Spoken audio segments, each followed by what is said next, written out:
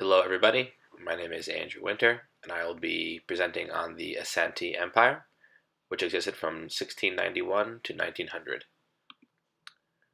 The Kingdom of Asante was located in what is current-day Ghana. It had a number of natural resources, including fertile soil, forests, mineral resources, and most importantly, gold. Gold played a very important part in the Asante culture and will be discussed later. Furthermore, because of the fertile soil, the crops that were grown were such things as yams, onions, and maize, which also contributed to the trade. Furthermore, as you can note in the map, they were also very close to the water.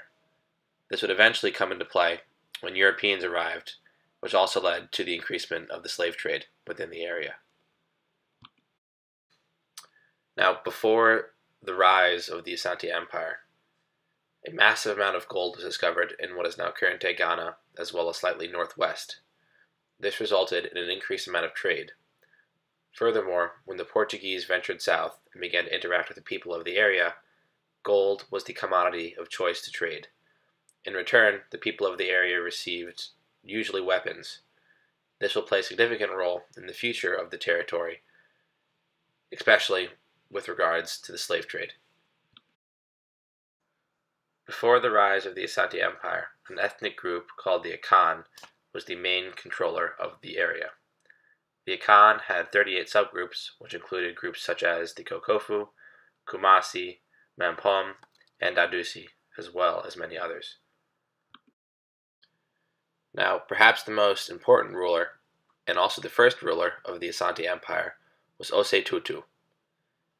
He was initially the chief of a small state when he joined a number of smaller states in order to withstand the advances of a southern neighbor known as the Denkyera.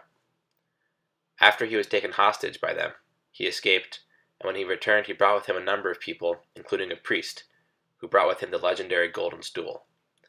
The golden stool was considered the most sacred of objects to the Asante, and was said to hold the spirit of the Asante nation within it. The spiritual and practical basis for union led Osei Tutu to combine forces with smaller states and defeated the Denkyera in war.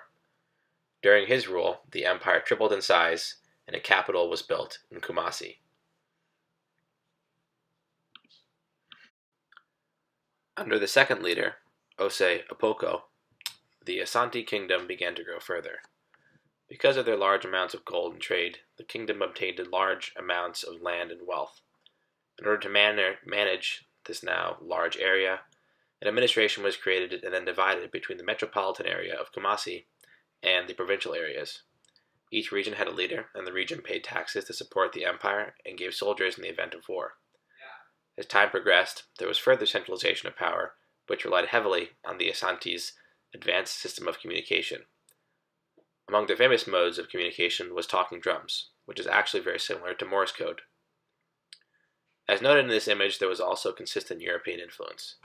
In this image, we see British soldiers in a scene which depicts Kumasi, the kingdom's capital, during the time period.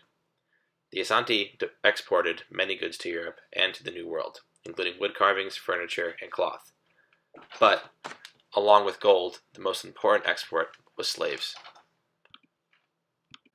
Due to the large amounts of gold in the area, the Asante initially used slaves for the finding and production of gold. With the introduction of the Europeans and the increased desire for gold as an export, the Asante had to eventually move outward to find more slaves to satisfy the increase in demand. This eventually led to strifes with other areas, as well as further strifes with the British and Dutch, which eventually led to their downfall. Throughout the 18th and 19th century, the Asante people began to clash with the Europeans, especially the British, over control of the coastal area. While many of these wars and fights were ended, and there were brief moments of peace, the British remained in the area.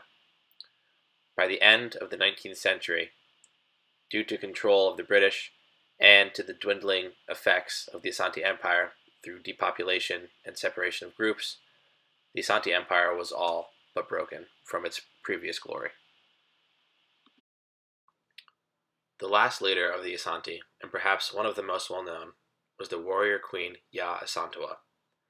After her brother, who was the king, was captured and exiled by the British in 1896, Asante became the controller of the legendary Golden Stool of Asante.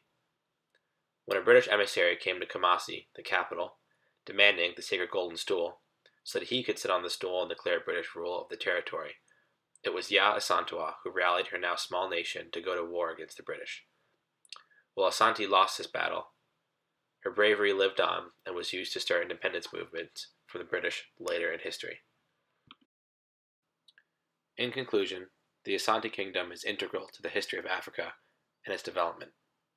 Its history includes the discovery of gold that led to increased trade and development in the region, the creation of complex bureaucracies to lead an expansive kingdom, amazing systems of communication, slave trade and the European colonization, and lastly, powerful female figures who garnered legendary respect.